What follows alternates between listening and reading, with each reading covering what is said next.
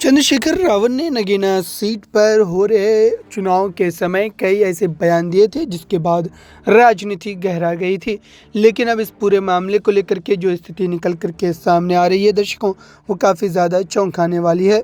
दरअसल चंद्रशेखर रावत ने फिर से एक बार वोटिंग के दौरान हुए उस गड़बड़ी को लेकर या फिर आप कहें कि ईवीएम के बंद होने को लेकर निशाना साधा है। साथ ही उन्होंने वो तमाम आरोप फिर से दोहराए जिसको लेकर वो लगातार अपने पक्ष रख रहे थे और ये कह रहे थे कि फ़िलहाल अगर देखा जाए तो पश्चिमी उत्तर प्रदेश की इन सीटों पर भाजपा ने हार के डर से ये तमाम राजनीतिक खेला किया है। हालांकि उन्होंने उस दिन भी ये बात कही थी कि इस समय ईवीएम की खराबी जो है वो कहीं ना कहीं प्रशासन को तुरंत दूर करनी चाहिए थी।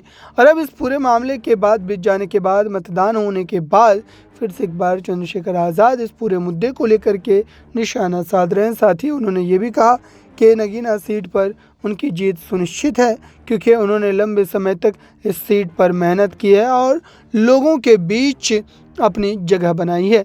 ऐसे में सवाल ये उठ रहे हैं कि आखिरकार चंद्रशेखर आज़ाद ने जिस तरीके से वोटिंग के दौरान ये ऐलान कर दिया था कि वो बिना शर्त इंडिया गठबंधन को जो है अपना समर्थन देंगे, क्या उससे भी उनके वोट प्रतिशत में इजाफा हुआ होगा और क्या इस वजह से भी वो जीत का मज़ा चखते हुए नजर आएंगे।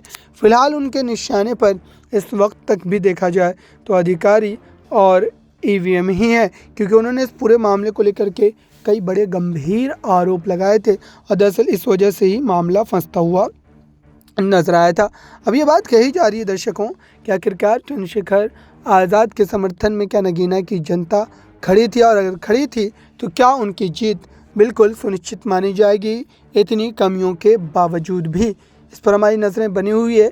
नेक्स्ट 9 न्यूज़ रूम की रिपोर्ट।